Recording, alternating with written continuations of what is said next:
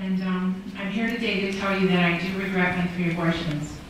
Because admitting that I've done it once, but 3 times, is really hard for me. After high school, I moved to Madison to pursue a better job. I was a small town girl and I was really excited to be here. I had friends here from my hometown, but after about 6 months, I thought I'd start dating. I was also using the pills from Planned Parenthood. And I was dating this man about 2 years before I became pregnant. And I was shocked, and being in my early 20s, dreaded the thought of having a baby to raise. I had many fears of what my parents would think. I was scared, and I was selfish, and I admit I love my freedom. So I was quick to act, and I did what I thought was best for me. I didn't tell my boyfriend until sometime later, and he was deeply hurt, as I remember. It was June 1984. I drove myself to the clinic, and I drove myself home too. Matter of fact, it happened to be the one right here on South Park Street. After that day, my life became a total blur, but what's not blurry are all the events that I put myself through during that abortion. The waiting room was full, and the procedure room was cold and empty except for the basic equipment needed. The doctor and the nurse, they're faceless to me now. I just know their names. I remember the nurse holding my hand and trying to comfort me. Any negative thoughts I pushed aside. I can handle this, I thought. I'm tough. After all, they told me it was just fetal matter. And I needed to believe that. So I did for 18 years. And that day, I was told when it was all over, you'll never have to think about it again. So now I want you to fast forward to 1998.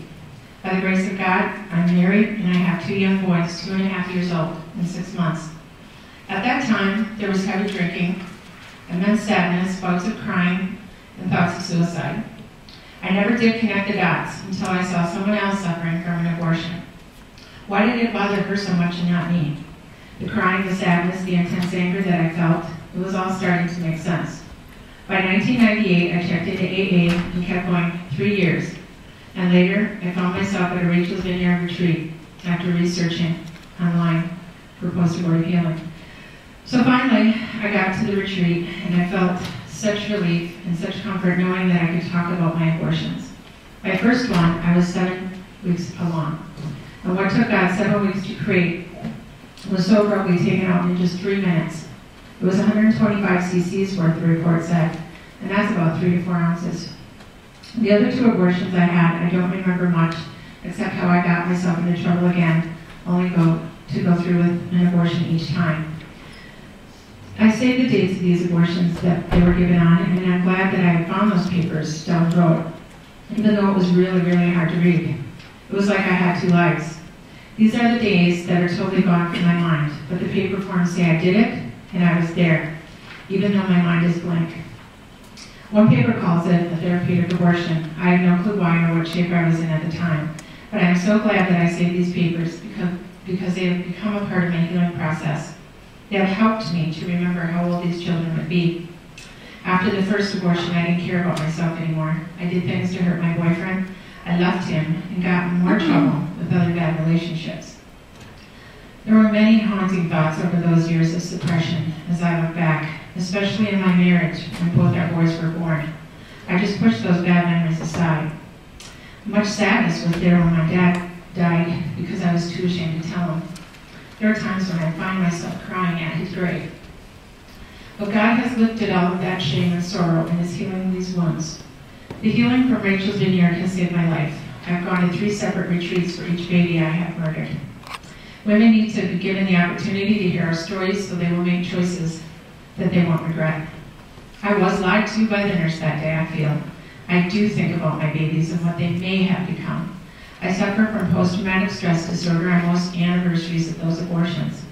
A dark cloud covers me, but I give it to God and have a good cry and move on. And that's not always so easy, I'll tell you the truth. Now they are my children, and I miss them dearly, and I know I will see them again someday. I will not be silent about my regret to choose death over life. It really saddens me to see that our society wants to make having an abortion so easy to obtain. I thought it was easy when I had gone to get my 3. The question I ask now is, why didn't someone see how much I was hurting and wanted to reach out and counsel me? Why can't I remember anything about the last 2 abortions if it's not a big deal? That's the worst of my fears for the next generation of women. If I don't share how awful my life had been, following my abortions and the 18 years that I was in the denial of all the pain. These women need one-on-one counsel and more choices than abortion. So please don't allow this to happen by just handing out pills to kill our babies. These women are scared and sometimes pushed into doing an abortion. How will they know this over a webcam in Planned Parenthood?